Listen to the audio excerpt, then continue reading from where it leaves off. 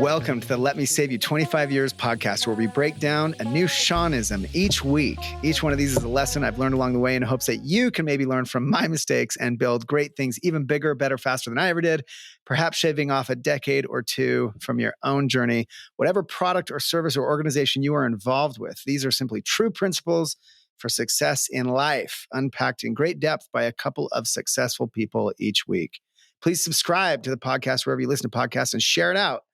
I like to think that we are uncovering great content that is unique in its focus and practicality. My book, called Let Me Save You 25 Years, where today's topic comes from, is intentionally really short.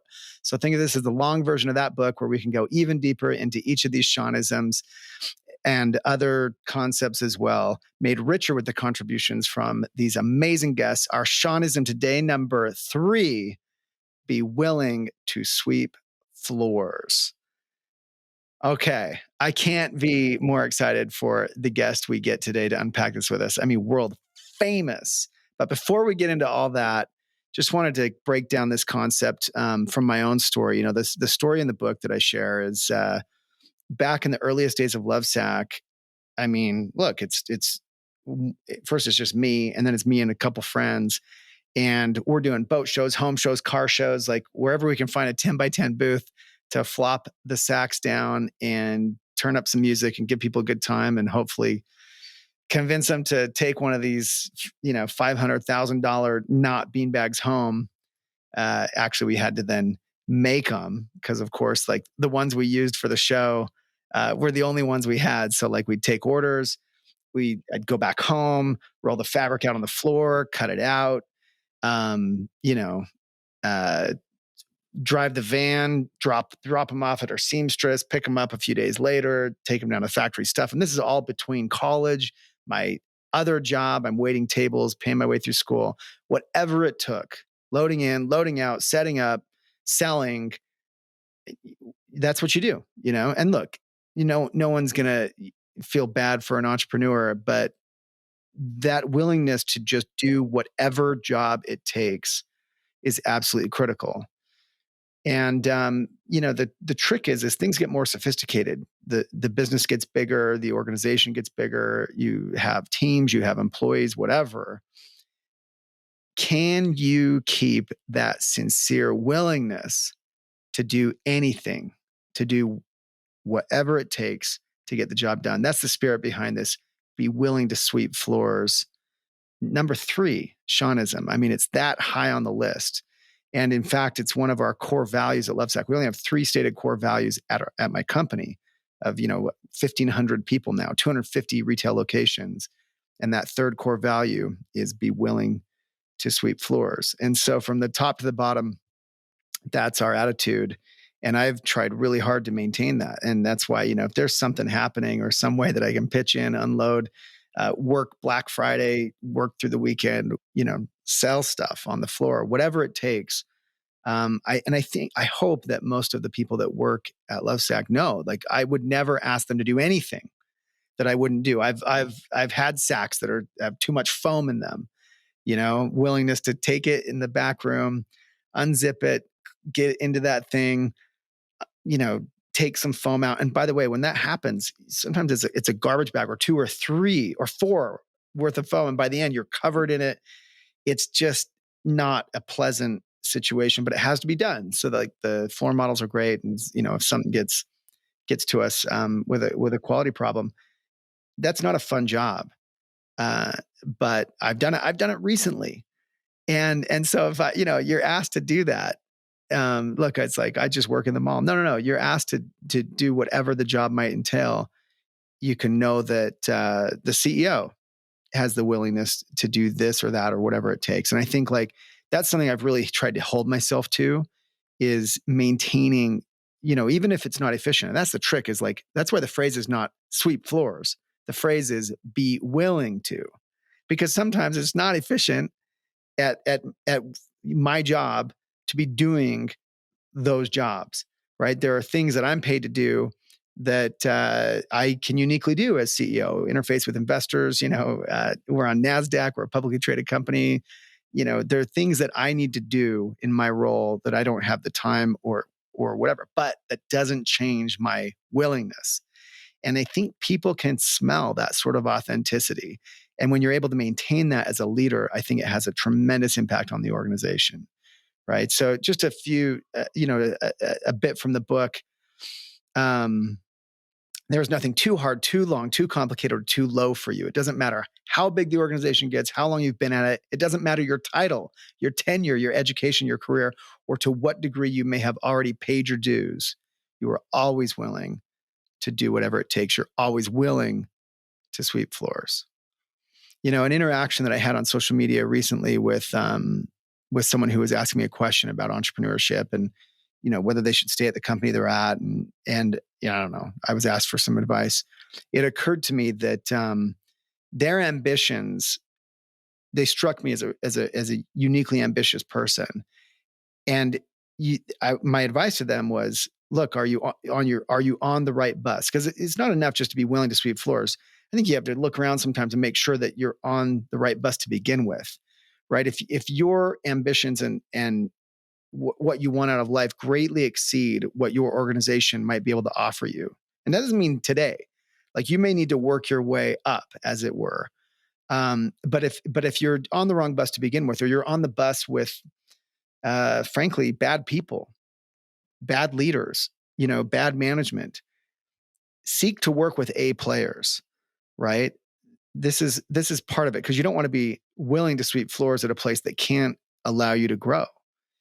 And look, I think you got to be willing to put in sometimes years. For me, I worked retail for years inside of my own company, right? Before that, I worked in the factory for 3 years stuffing sacks. Okay.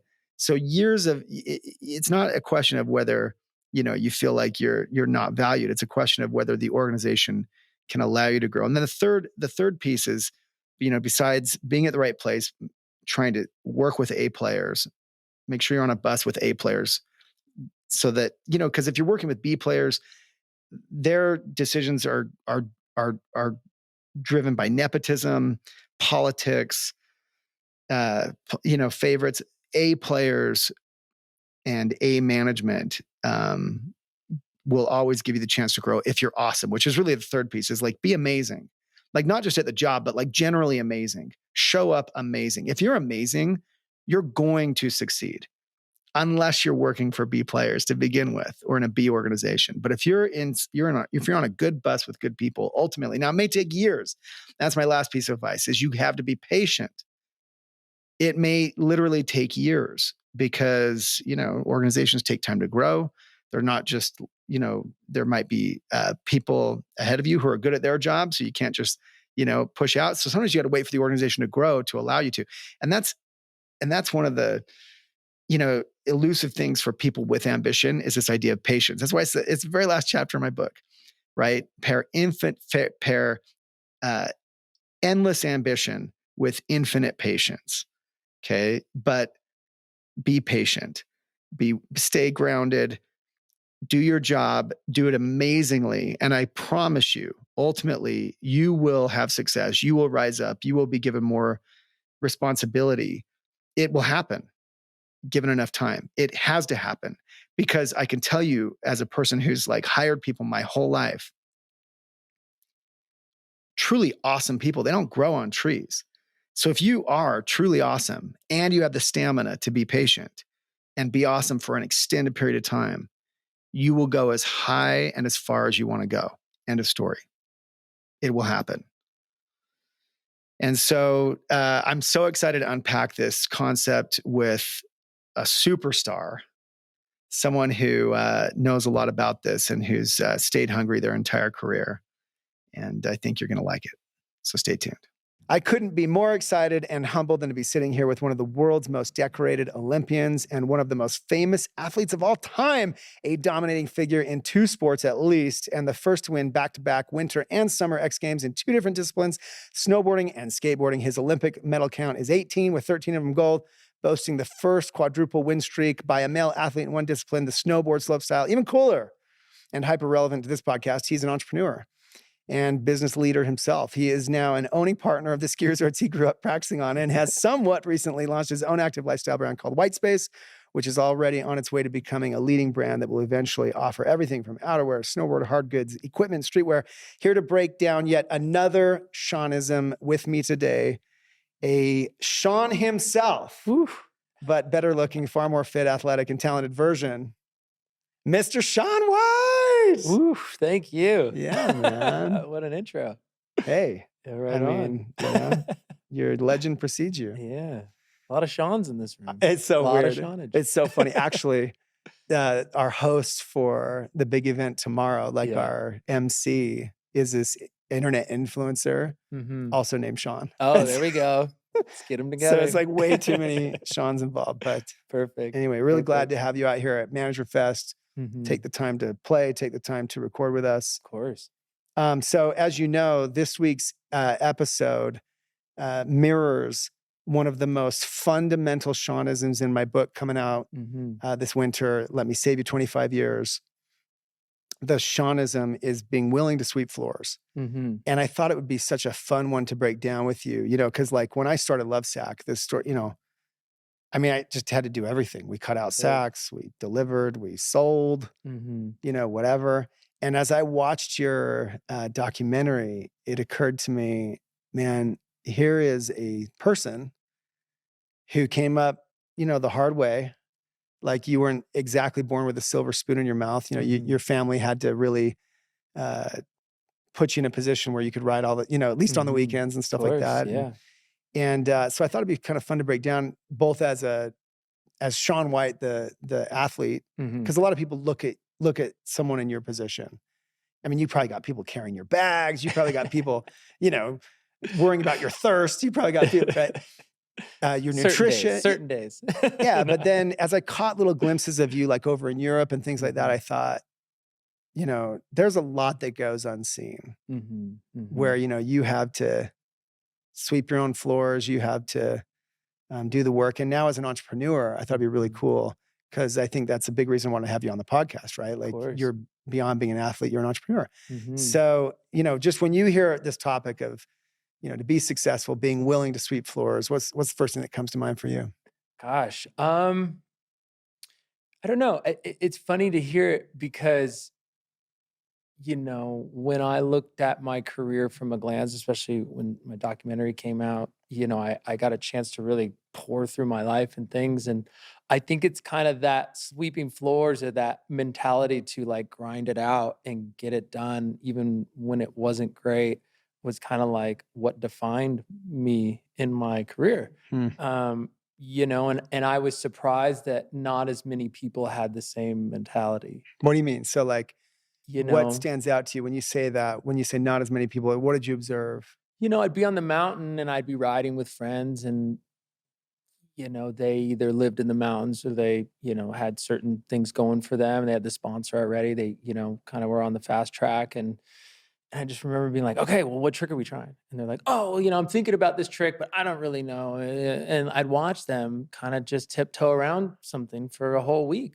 month, almost the whole year. I'm like, what's happening? And I, at a certain point, only rode on the weekends. So I would get there and be like, I have only 2 days to do this trick. I have to do it. I have to get it done, or I have to wait this whole other week to come back. And so it just set this mentality of like, get it done. Like, let's go. And so every time I got to the resort, I just like pushed myself as hard as I could. And even when I figured, a trick, or was working on something that I really hated, I learned that if I just kept going, it would become easy. So I guess a lesson I'll share is my mom was, the last one of the family to start snowboarding. So it was my brother, myself, my sister, my dad, and then my mom started. And she's like, you guys are so good. How am I going to keep up with you? I tell you what, everyone in the family has to ride switch stance, which is your unnatural way of riding, which for me would be right foot forward. And you have to ride like that all day, every day until I can keep up. Wow. And I hated it. I was just like, but I'm forced to do it. And and then all of a sudden it just clicked. And I realized, wow, if I'm kind of like forced to do something that I don't like and I get over the annoyance of it and the frustration of it and really just give into it and keep at it, eventually it will get better. It will get easier. And then I started to just apply that to everything in my little world. And what Yeah. happened later on was, you know, I entered contests where I needed to take off switch and land regular, or take off regular, land switch.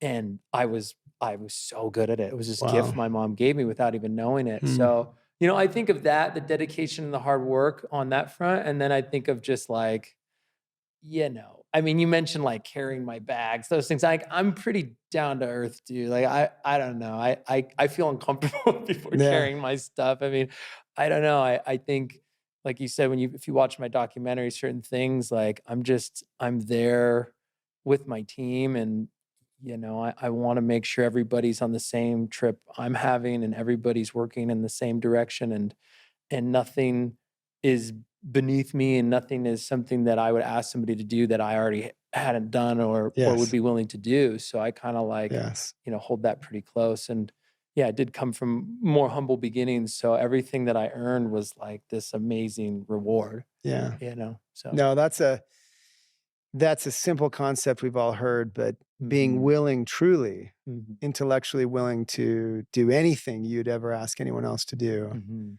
is something that comes up all the time in my own career. And I hope most of the people around me know that. I mhm. mean, through my presentations and, we are always recounting Lovesack history because it was so gnarly. I mean, we Mhm. were literally shredding up, scrap foam by hand using like farm implements because Wow. we couldn't afford real equipment Yeah. for a long time, for Okay. years, Yeah. and then Yeah. years of selling, and then years of selling in stores Mhm. myself before Mhm. we ever got to, now we have teams of people and layers Yeah. on layers of Yeah. management, Yeah. but I still go out and I think like maintaining that edge. I mean, for you, you don't have a choice. Like I thought it was cool in your documentary when it talked about, you have to qualify. I mean, here you are, Oh, the yeah. legend Yeah. of the Yeah. sport.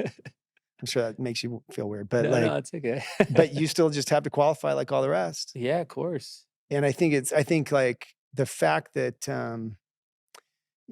people probably, I don't know you very well. I mean, I've Mhm. watched your whole career, but people are obviously willing to support you, uh, in your life, I think, when you're able to maintain that, at least the humility of, "Hey, Mhm. man, I can at least, like, let me carry my own bag. It makes me feel weird." Yeah. Even though, Yeah. you're at a point where that could happen in any way you want it to, that could manifest any Mhm. way you want it to manifest. You could Mhm. have your entourage, you could Yeah. have, Yeah.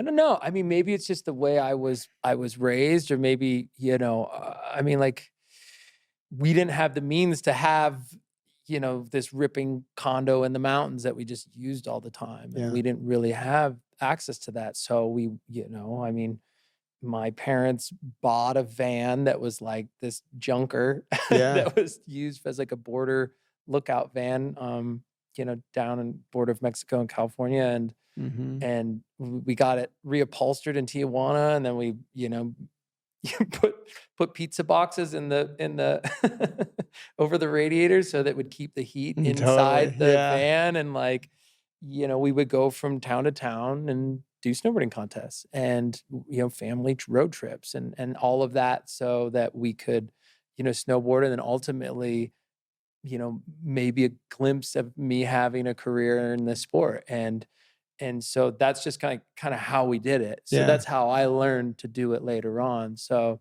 you know, when thinking about, you mentioned, you know, I started my own business, and we launched around the Olympics, Whitespace, you know, and we're offering boards and this gear and stuff, and outerwear and things. And it's a very small team. I mean, I could easily start trying to throw capital around and hire all these people and have this huge budget and yeah. all this stuff, but it just isn't me. You're It just bootstrapping isn't. it. Yeah. And I'm Wow. thinking like, okay, well, who's important? Like, okay, I'm gonna do all the product testing. I don't need a fleet of people to do Yeah. that. I'm the I'm pretty guy. good at breaking Yeah, stuff and I open. wanna make sure it's the best. Yeah.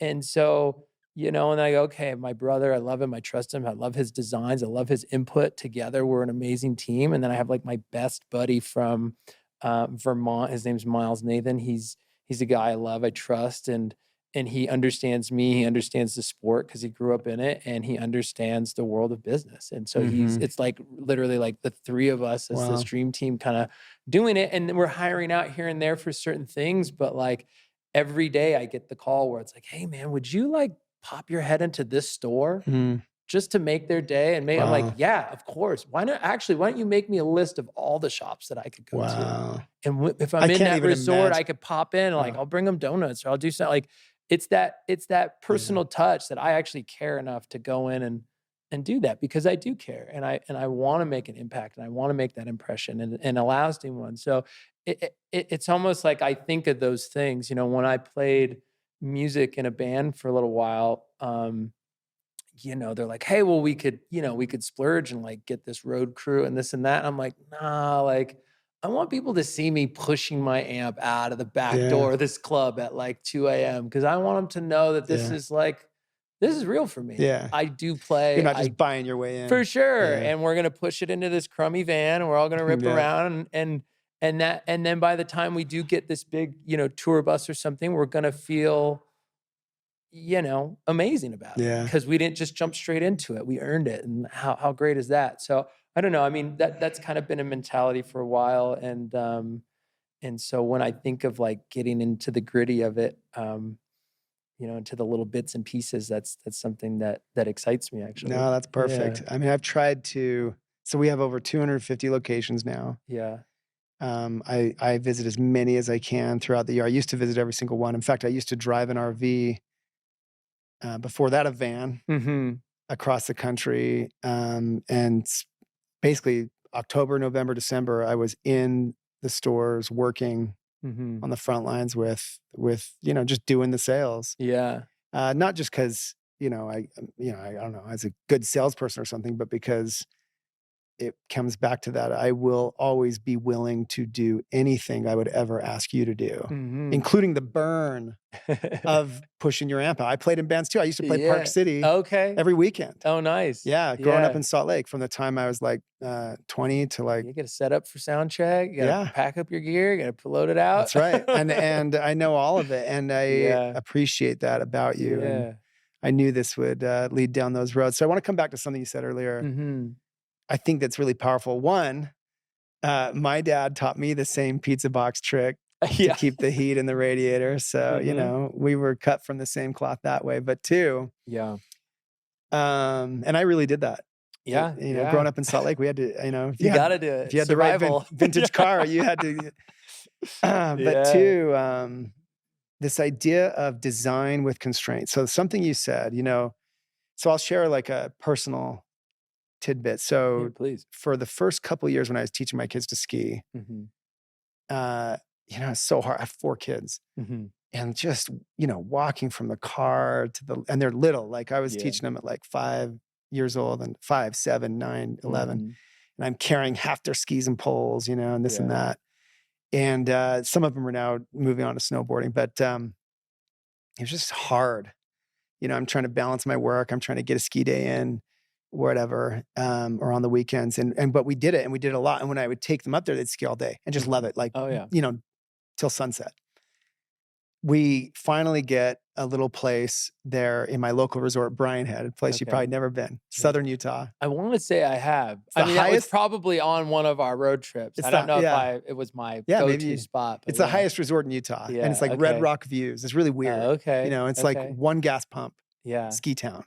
Gosh, To make I know the name. Yeah. come down and I think ride. I've been. Get a I'll kick come out of through it. for You sure. blow anyway. um, but since we got a place there in town, just a little Mhm. place, they'll ski for a couple hours and they'll come back Oh, and okay. have lunch Yeah. and then not go back out. Yeah. And I think there's something so powerful. You know, you had this constraint put on you where Mhm. you were on your way to becoming a pro. Maybe you already were, Mhm. but you could only do it on the weekends because you had a real life and you weren't just, you know, made of money, or your family wasn't in a position to just, you know, or make, you were going, whatever it was. Yeah, yeah. But this constraint Mhm. forced a different mentality in you and a different outcome Yeah. versus even some of your friends who had the resource to just go all day, come back in, go a little bit. So Mhm. any thoughts on that idea and how it's played a role? No, it's interesting you say that because for me, I think that I mean, it's wild to say, but my entire career as a professional snowboarder, I've never lived in the mountains. Hmm. So I think that's saying something. I mean, Mm. I've always, you know, kept it at a distance for that a reason in a way. Like I never wanted it to get old. I never wanted it to become something where it's just taken for granted. Like Wow. I think, you know, being able to go to the mountains and ride and then come back and have this normal life. One, it kept me at home having a normal life and, you know, family, friends, you know, activities, hobbies, things like that. But then, you know, I'm not eating the same cereal every day. Like you talk to people that live in Mhm. New York City and you're like, oh my God, did Yeah. you go to the Statue of Liberty? And they're like, No. why? Why would I do that? You know, you're like, well, you live in New York. That's so cool. And so that's the first thing I would do if I go there because I'm from California. You know, and they think about us like, oh, did you go to the beach every Yeah. day? You must go every day. I Right. mean, it's the beach. And I'm like, I haven't been in months because Yeah. it's just right there, you know. So there's something special about that, only having a finite amount of time or, you know, access to something. You start to crave it and you long for it and you appreciate it. And I definitely felt that with the sport of snowboarding. Mm. And then what's funny is I went pro in the sport of snowboarding and now I have sponsors and these sponsors are paying me handsomely to be a snowboarder. Mm. I'm flying around the world chasing the winter and I lost a bit of that. Mm. So I'm going, "Oh my goodness, like I miss home, I miss the warm weather, I miss, you know, these two worlds that I have because this one is taking over." Mm. And I went pro in the I went pro in the sport of skateboarding. Um as one because it's something I always wanted to do, and the grass is greener when you're not, you know, skating. Yeah. You want to be doing it, and so that was one. But two is out of necessity. I was like, at least if I'm not at home sitting on the sofa, which would have been nice to do at least, but Right. Some back Sactionals. then, well, you know, yeah. So, you know, I could at least tell my sponsors, hey, look, I'm not doing that because I'm doing this. Yeah. You know, I'm not going to be out, you know, doing this in New Zealand or somewhere in Chile, what's the opposite snow seasons for us. But you know, I won't be doing that, but I'll still be on TV competing in some form or another. But what was great about that is it allowed me to hang up the snowboard and dive completely into skateboarding. Yeah. You know what I mean? And that became my kind of yin yang of my That's cool. sort of career for a long time. Winter would come, I would snowboard, and then come like March, April, I'd hang up the board Wow. and boom, skateboarding. That's it. And it sounds like that was just sort of intuitive for you, like, or maybe it's just what you wanted to do, Mm-hmm. but it seems like it made you better, maybe at both, Mm. having this balance. And I think that's just, you know, it's something they teach in design school. You know, I ended up going to Parsons School of Design, and it's a Mm. common topic that's not much discussed in the business world. This design by constraint. So, like, the Mm. idea is, you know, rather than just say, "Hey, man, you know, make it however you want." When you give someone a tight brief, that's Yeah. like, it has to be the, you know, in this box. Mm-hmm. Well, then you're kind of forced to deal with that constraint, and it creates massive creativity. Mm-hmm. Like putting something in a box. Mm-hmm. Like, I can only snowboard on the weekends. Yeah. And now all of a sudden, like, you feel this different kind of pressure that drives a different kind of creativity. Mm-hmm. And I believe the same is true in business. Mm-hmm. And, you know, Lovesac has been really successful in certain ways because we got rid of a bunch of stuff and we said, we're only doing couches. Mm-hmm. And since then, we now have like the best-selling couch in the United States, and it's propelling the business. We'll do other Epic, things, yeah. but I just think like that's really cool to hear from you through a totally different, Yeah, sphere of things, huh? sphere. Yeah. Yeah, and I don't know. I mean, it's something that, you know, I'm interested to see that in business too, because when you have so many options, you have so much time. I mean, I talk to musician friends of mine, and they're like, "The song's not finished until we run out of studio time." Like, we'll just keep going forever. You just keep Mhm. making these changes, and with too many Yeah. options and too much of this and that, and you start going around this giant circle, and then the Yes. song kind of sounds the same as how you started it. Yeah. Well, and You maybe know, because worse. that initial sort of thing Yes. was the gut instinct that was right, and then you, well, why don't we try to, you know, throw some bells and whistles on it? Sometimes that can help, but a lot of times it can just kind of throw you in a tailspin and you need to walk away. Or your friend shows up that has never heard the song. He's like, oh, just move the chorus. And you're like, oh, Yeah. that's it. You know, we were too close to the project. Yeah. We're too close to it. We can't see what's happening. And that was a hard one for me, especially with snowboarding. I'm so competitive. I'm so driven that like you'd have to drag me away from the mountain. Mhm. But that was the best thing for me, is to have to go, you know, which No, I I didn't think, realize at the time. yeah, that's a really interesting aspect. I mean, Mhm. obviously something worked, Yeah. and it's usually many things, but Yeah. I think that's a really interesting aspect. And I think, thinking about the analogy to business, thinking about the analogy to other ventures, how, because like your analogy about music, who didn't do that? Mm. The Beatles. Mm. They'd go in and many of their most famous tunes were like 3 takes. Mm. And you think Wow. about that. These are talented musicians that Yeah. had at some point in that arc all of, like you had at some point in your arc, Yeah, all yeah. of the resource Yeah. to have all the studio musicians they wanted, all the producers, Yeah. and they'd go in there with their own instruments, play through things and be like, "Yeah, that's good, move on." Cut it and move on, And so yeah. and Yeah. yeah, I mean, so I think like, Wow. I like that because, in business for me, it's easy to view someone that is in the grind and I'm in the grind. Here I am Mhm. 25 years in. Mhm. And I've chosen to just like see this thing through because I really think we can turn Little Love Sack that you've kind of watched come up from a Yeah, of distance course. into something really, really massive and important and useful to the world. Mhm. So it's like, I don't want to just sell it and get super rich doing something else. Like, let's see if we can do this. Right. Mhm. And once I changed my attitude to that, it also helped me relax in that, you know, it's not that I don't work hard, Mhm.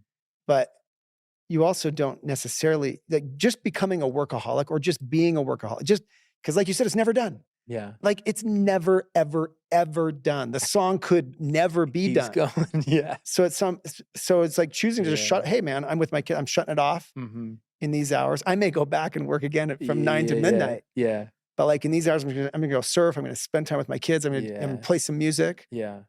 That's been a superpower of mine. Mm. Um, and then go back to sweeping floors when it's, Yeah. time to sweep Yeah. floors. I think that was a thing that I had maybe later on in life, but for a long time, maybe in a slightly unhealthy way, I had trouble turning off. I Yeah. had trouble like letting go. And But you even balanced it though across the sports, though. See, for that's what sure I had the ability to do that, but in yeah. my mind, like, you know what I mean? I would just get fully consumed and I would just kind of go, oh, well, if this isn't part of what is going to get me here, I don't need it. If this isn't something that helps along this path, then I don't really need it in my life. And Wow. then you kind of, get what you want when you're sitting there with everything you thought you wanted and needed, and you're not really thrilled about it. Mm. And so that's kind of a thing where, gosh, it would be terrible if the company was blowing up and these things are everywhere, you know what I mean? And it's number one sofa, and you got a terrible relationship with the kids. You didn't have Yeah. any fun, and the path to get there is so thrilling and exciting. And for you to look back and go, my God, we used these farm machines to do this and that. Like, those are the cool things. Dude, I slept on the floor at Motel 6 while the manager's banging on the door because you're only supposed to have 2 people in the room. We got a family of 5, and my mom's cooking on the stove, setting the fire alarm That's off. And so like, awesome. it just was how it was, and those moments made these moments so much better. And so to kind of like be able to, find that thread, I think it's something that I wish I would have, if I could go back in time, that's something I would have loved to have locked into earlier on in my career. Mm. Because I thought that by taking my, attention away from it showed some type of weakness, or that it wasn't, going to get me where I needed to go. But now looking at it, I was always going to get where I needed to go, but I could just appreciate the moments more, you know. Do you think you could have had the same career arc, you're the best in the world for a long time, had you taken some of those diversions that you're alluding to? I think hmm, I I mean, I don't know. It's tough to say because what happened happened, and I can't go back and change things. But I do know that I got to a point where I was standing at the Olympics in Sochi. It was 2014, and I had this like insane winning run. I had all the tricks, and I just couldn't put it down. And Mm. deep down, I didn't really want to. Mm. I just kind of lost it. I lost the want to do You it, didn't and care? yeah, I just kind of lost the drive. And I Mm. was just like, well, winning just propels this kind of machine that I've built forward. And you build so much on this one moment that it's going to change everything in your life, and it does in many ways, and others it doesn't. And I just think that that one kind of got away because I just didn't have that excitement anymore. But if I would have been able to enjoy the process and been more in tune with all of that, I feel like that Olympics would have gone much differently. Mm. You know what I mean? And that was kind of like what I found later. You know Yeah. what I mean? So after that big loss in my life, I went, wow, okay, well, what's left now? The worst thing I could have thought of happening happened, and I'm still here. I'm still, loved by my family, and like, oh wow, look, I do have these things going on in my life that I haven't paid attention to, and I should pay more attention to this relationship and that and this and that. And that's where I kind of found not only, myself and the world I'd kind of built around myself, but also, my love of the sport. Because Yeah. in the end of the day, like, people look at the wins and the motivation and the competitions and my mindset and all these things. Like, he's a machine, he's just that. But dude, I just loved snowboarding. I mean, that's That's why I so did it. cool. It's so much fun. I love doing it. And so in the end of the day, I kind of went through this full circle and found myself back where I was when I was younger, just like enjoying myself and just like a happier person. And then I was just like a happier person on the mountain, which is how I got here in the first place. So I feel like, I was drawing from this pool of inspiration that had kind of run dry. So Interesting. not to say that if I would have found it, I would have been even better than I would have been today. But yeah, I think in many ways, I think I would have found, kind of like another gear in the car that I didn't Yeah. know existed. And do you think being in a relationship is part of that? It's a mix. I mean, if it's a healthy one and, Hmm. yeah, it's hard and it's definitely like the right time and place and person. I mean, man, having relationships, I mean, with a partner is difficult just being out on the road. You have to have a very strong person in your life to see you, gallivanting around the world and, people taking pictures of these things and not feeling insecure or where do I, stack up in this person's life compared to their career. A lot of those things. Definitely family relationship. I mean, you watch the Yeah. documentary, family to me was so important. Yeah. And things in my world got really turbulent after the first Olympics because that family unit that just was like traveling in the van and Mm. wanted to live this dream of snowboarding finally lived the dream. And then we were all left with this like, well, what now? Mm. How do we keep everything the same? How do we not let anything change? But everything's changed. And now we are all kind of like you said, people are trying to carry my bags and we're flying all across the world, these nice hotels, these things, like everything had changed. And I just don't think that small family unit was ready for that. Yeah. So, it's an ebb and flow of things, but I think, relationships are paramount. I mean, it's the backbone of what I rely on. I mean, to be self-made is such, I think, a joke. I mean, I feel Yeah. like, yes, I stood up there and I did the run when I had to, and my back was against the wall, one run to go, and I put it down. I did it for sure. I conquered the nerves and made it happen. But there were so many people in my corner to get me there and Yeah. to get me ready and to high five me before I dropped in and to kind of look in my eyes and give me the like, I believe in you and you got this kind of feeling before I went. So all of those factors, got me where I am today. And so, yeah, I think those relationships are massive. Yeah. Yeah, you gotta be careful with success because Mhm. as you achieve any of it, things change, things get easier, you get a place on the mountain, your kids come in for lunch too early, metaphorically speaking, and I Yeah. think, it's not always like doesn't lead to the places you want unless you guide it, and that's, I think, why for the book, the reason this chapter, the Shawnism, is phrased, and it's a one that's Mhm. near and dear to my heart. Yeah. It's very core on the list of Shawnisms, Mhm. is the be willing. It's not necessarily that you're sweeping floors. There are Yeah. times where you need people to carry your bags because Yeah, you're yeah. preserving every ounce of energy, let's say, I don't know, Yeah, right? yeah, of course, yeah. Even metaphorically, like there's times where it's not efficient for you Yeah, of to sweep floors course. as an entrepreneur. Yeah, yeah, you Like it's gotta great you want to take donuts to all delegate. these shops, You but if gotta you be end up able in to Bryan Head yeah, yeah. delivering donuts to my mountain, I can tell you there's a better place, Yeah. right? Like there are better ways to spend your time as a Mhm. CEO, Mhm. as a leader, as a creative, as a Mhm. but are you willing? And do the people around you know that if Mhm. it comes down to it, you're willing Mhm. to show up with donuts Yeah. or to carry your own bags. Yeah. And I believe, based on everything I've observed, that you are. Mm. And that's a big reason for your success. Mhm. It's not always that you sweep floors so you're willing. Mhm. So look, hey, this has been so amazing to learn from you. I guess just maybe one last question I want to get in there. Please.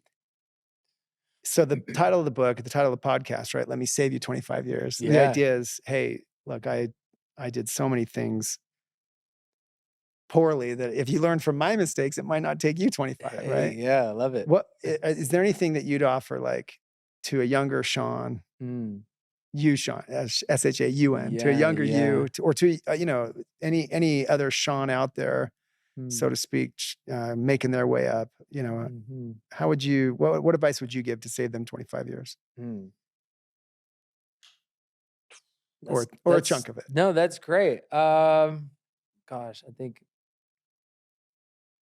my gut reaction is jumping back to that point and finding the fulfillment in it, finding that place, because it is a grind, but if you can learn to, like, it's not about surviving the storm, it's learning to dance in the rain. It's those quotes, those success without fulfillment is the greatest failure. It's those things. It's like finding the enjoyment along the path, and then the destination doesn't even really matter. Yeah, And if you hit those goals, then it's amazing, but you're just enjoying the process. It's like Rocky. He doesn't win the first movie. It's like who he has to become in order to get to that place. yeah, So I feel like the amount of time spent for me, I think I learned this pretty early on, but like the heartaches in life are these gifts that you end up learning from. And so if you can accept those with like an open mind and go, wow, I'm about to learn something, or I'm about to embark on, hey, everything's, hit the floor, and what do we do now? The shredder broke, and yeah. the orders due, and what are we going to do? And oh my goodness, this happened in my personal life, and oh my God, the world's ending. You're gonna grow at this point. And if I look back through my life, every time I was faced with a really, really hard time, I blew my knee out at Mm, 16. I was born with a congenital heart defect. I was, I had my face ripped open in New Zealand months before the Olympic qualifiers. Like all these things where I thought the world was over, just like I changed in some way to rise to the occasion, and I feel a better person for having had that incident. And so if you can kind of greet those moments with that mindset and that sort of like, wow, there are no mistakes. We're just learning. It's life's the marathon, not the sprint. And as long as I know my goals and where I'm going, and you take the steps toward those, like that's the track you want to be on. So I think that's where my gut kind of goes, where people can save some time, and believing in yourself and not letting these setbacks take you in 10 different directions, and you show back up to, well, I wanted to do this with my life, and then this happened, so then I went running off to do something else, and then mhm. but my heart wasn't in it, so now I'm back doing this, and then something Yeah, else happened, and now I ran off to do something different. And if you can truly sink in and put the work in and do the difficult times, like you said, sweep the floors, be willing, do these things, like it pays you know, yeah. dividends later. You look up and you're 18 medals in, and Yeah, yeah. who knew? And gosh, I'm trying to think.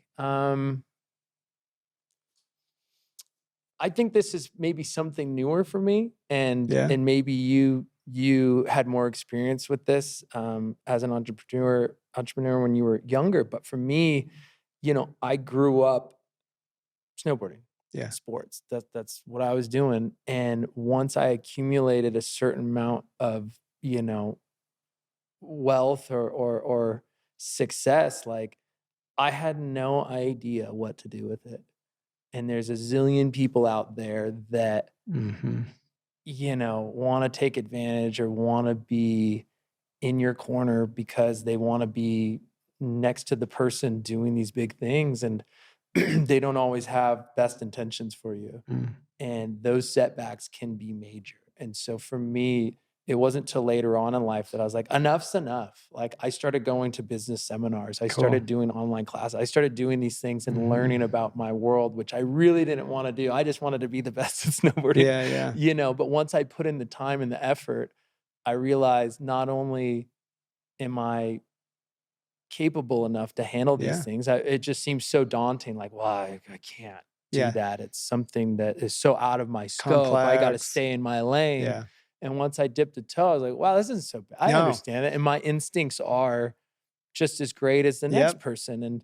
And so that was something that really helped me later on. So my advice would be that, yes, you're setting out in this path to do this type of career, but it doesn't hurt to kind of learn some of the fundamental steps leading toward that Yeah. I sort mean, of I mean, there goal. are some complexities in finance and Of accounting and course, yeah. who knows what, but business, Mhm, common sense. mhm. If you have pretty good common sense Yeah, and you can think rationally, why can't you be successful? of course. And there are people that will convince you otherwise, but I very Yeah. much believe that, you know? Yeah, yeah. So those I stole with two things, but those are my two things. Enjoy the ride and, educate yourself. I love that. Yeah, of Thank you. That was course. great. Well, anything you want to plug or anything you want to get out Oh there man. to our listeners? Gosh, if you haven't seen it, please go check out my So documentary, good. The Last Run on Max. So good. Super fun to do that project. So eye-opening and what a crazy experience. I'm so thrilled it's over because every time I watch the thing, I'm like transported back to where I was. So I'm like gripped Tough. in the movie theater. I've never rewatched my reality TV show. Okay. Not one time. It's tough to look back and go, what was I thinking? You know what I Yeah. mean? And then I got this really fun book that I put together with Rizzoli coming out called Airborne. Awesome. So fun to see the photographs of your life. And I traveled with photographers since I was a Yeah. kid. So we're pulling just these gems from over time. So I'm at that point in my career where, I did a documentary, I did like a fun coffee table book. So that'll be coming out in October. Perfect. And then this winter season, man, check out some Whitespace products. It's so much fun to, as you know, create a product Yeah. and then just see people enjoy it. Nothing more I saw my satisfying. first board out on the mountain. I was up at Park City and it was an 8-year-old girl got off the chairlift and my heart sank. Yeah. I was like, oh my gosh, she's riding my board. And I'm covered.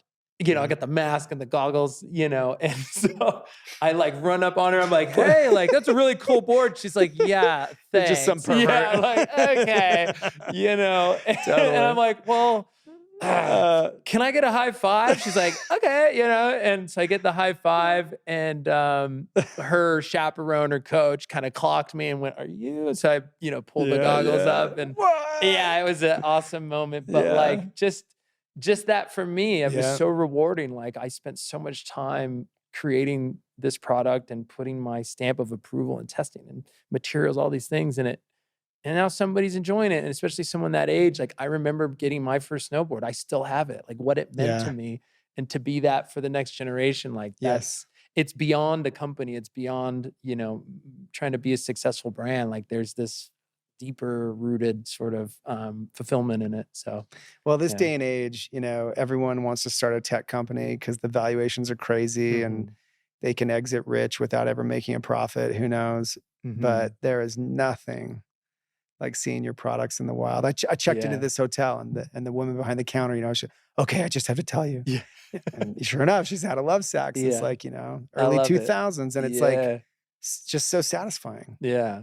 There's nothing like it other than it's almost one of the closer things to having children because your products are like your babies, For sure. And not the same. But, I'm not there yet, but I'll tell you. Yeah, right. But it's the same emotion and it's super satisfying. And it's worthwhile, especially if they're good. And that's what I love about what you're doing. Yeah. It's like, let's just make good. Let's make the best stuff. Yeah. Yeah. That's how we are at Lovesac. And I know that's, of course, how you are. To keep up. I mean, if you're the product tester. Yeah. Oh, of course. Then I know it's the best stuff. That's cool. Well, that's how we're getting the edge on the competition. Yeah. We gotta do something different. I'm due for a new board. It will be Whitespace. Yes. I want your book. I'll send you a signed copy of mine. It comes out this winter as well. We'll trade. Yeah. Thank you. Thank you. Yeah. So cool. All right. You can follow Shaun with a U, Shaun, right? S-H-U-N. S-H-A-U-N. Yeah. S-H-A-U-N.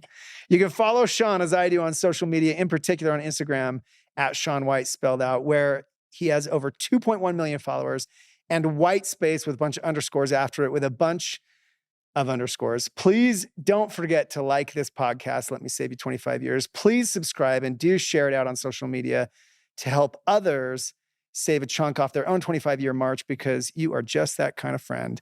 Thank you so much to the Sultan of snowboarding, the skateboard sovereign honcho of the half pipe, and a literal living legend sitting right here with me. Holy crap. Who's not even through his 30s yet and still setting records and building an empire himself, Mr. Shaun White. This was amazing. Thank you. Thank you. Yes. And to everyone listening, always be willing to sweep floors. It just might save you 25 years. Grateful to be with you.